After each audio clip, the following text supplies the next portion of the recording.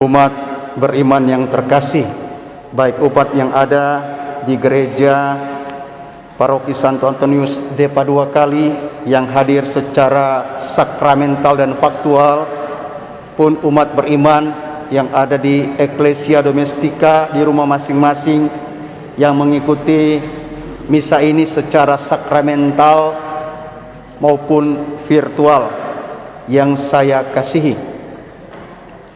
Hidup adalah pilihan yang dipilih berdasarkan kehendak bebas setiap orang. Tetapi sejatinya Allah Sang Pencipta merahmatkan kemampuan untuk terus berkebaikan, asalkan kita tetap saja di jalur perlindungannya yang sadar, waspada, dan insaf. Sebagaimana diungkapkan pada bacaan kedua tadi, hidup yang selalu diinspirasi dan disertai oleh Roh Kudus, maka hidup itu akan sadar, waspada, dan insaf. Hidup yang sadar, waspada, dan insaf diupayakan sebagai berikut. 1. Sadar bahwa hidup ini terberi, sehingga harus diisi dengan energi tumbuh yang bertahan sampai berbuah. Tidak usah menyibukkan diri dengan pelbagai macam kecemasan dan penilaian pesimistis yang takut, tetapi fokus untuk berakar, tumbuh dan berbuah sekalipun dihimpit dengan ilalang yang ada di sekitar.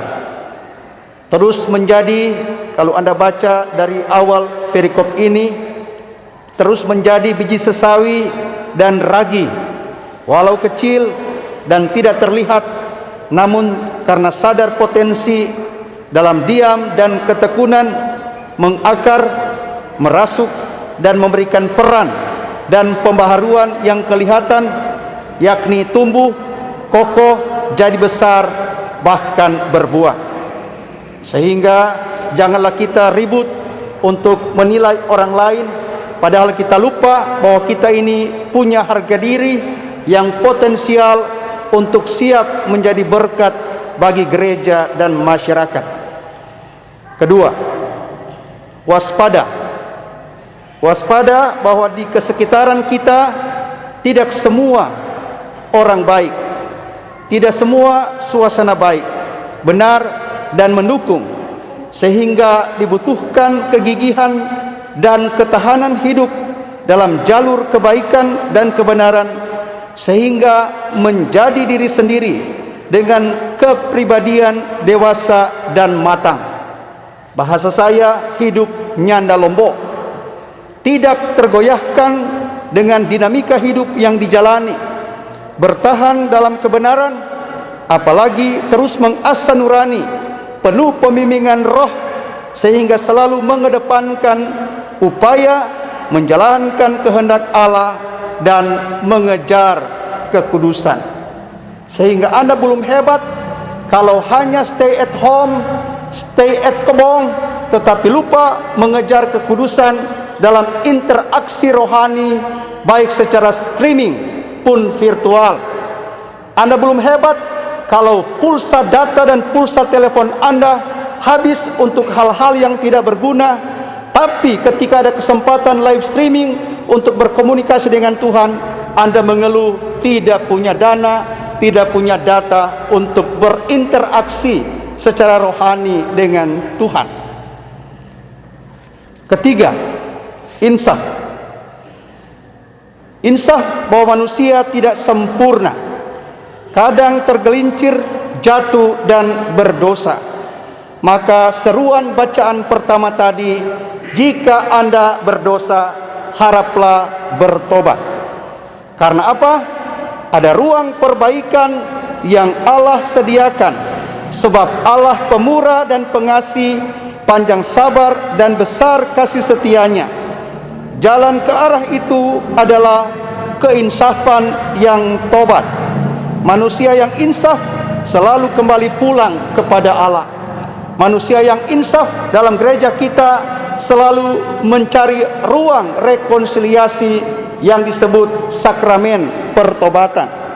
Selalu ada upaya perbaikan diri yang radikal dan sungguh-sungguh, sehingga Allah siap mengampuni dan memberi jalan baru, jalan sehat, jalan kesembuhan. Maka mengandalkan Allah dalam dinamika eksistensi yang sulit terus kita buktikan. Umat yang terkasih, kondisi saat ini dengan kenormalan baru dibutuhkan pribadi-pribadi tangguh yang beriman sekaligus berimun. Diungkapkan dalam 3 hal: sadar bahwa bahaya COVID-19 masih menebar dan mengancam di mana-mana, sehingga diri sayalah yang harus membangun imunitas diri yang benar sesuai dengan protokol yang diwajibkan. Apalagi desa kita, Desa Kali dan Kali Selatan masih tergolong zona merah. Maka inisiatif diri sendiri untuk membangun imunitas yang sadar protokol wajib hukumnya dijalankan. Maka protokol kesehatan bukan beban, melainkan alat bantu untuk menjaga keberlangsungan kesehatan saya dan kenyamanan orang lain. Kedua, waspada dengan kemampuan berkehidupan saya dari pelbagai macam segi kehidupan, agar tidak tergerus dengan kesibukan yang takut sehingga cenderung lupa berinteraksi sehat baik secara vertikal pun horizontal. Semuanya sekarang dijalankan dengan kacamata baru, sambil fokus pada kesehatan diri pun kenyamanan orang lain. Maka berdoa tetap subur.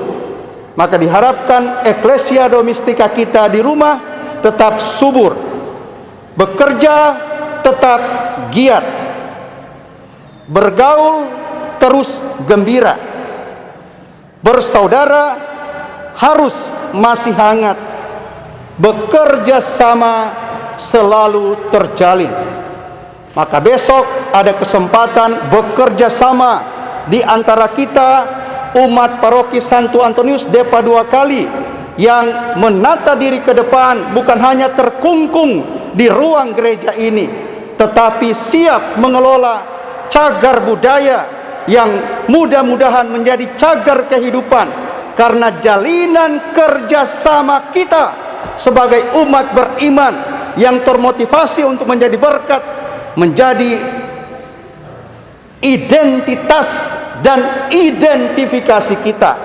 Maka saya menghimbau lewat altar suci ini, bertobat orang-orang umat saya yang tidak tersentuh, bahkan tidak mau tersentuh untuk hal-hal yang maju, bermartabat dan memberi berkat bagi gereja dan masyarakat. Buang egoisme diri, buang kesempitan cinta diri, buka ruang pergaulan yang bersaudara, bermartabat dan memajukan. Ketiga, bangun harapan yang visioner. Ketika kita kuat dalam hidup yang berakar dan bertumbuh sambil terus mengandalkan Tuhan, pasti ada buah yang terhidang. Karena ada 2 hal yang pasti. Orang jahat kepastiannya adalah diikat berberkas-berkas dan dibakar, karena di sana ada ratapan dan kertakan gigi. Orang yang cuma Katolik KTP, orang yang cuma terdaftar di wilayah rohani, tapi lupa membangun persaudaraan yang beradab, bermartabat dan beriman, tetap dikategorikan orang jahat.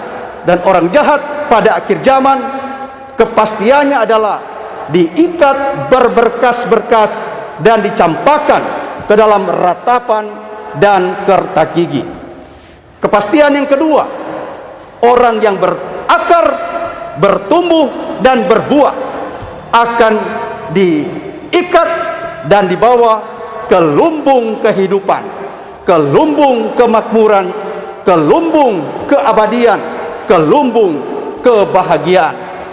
Maka saya hanya memberikan harapan kepada orang-orang yang selalu memberi diri untuk membangun gereja dan persekutuan kita.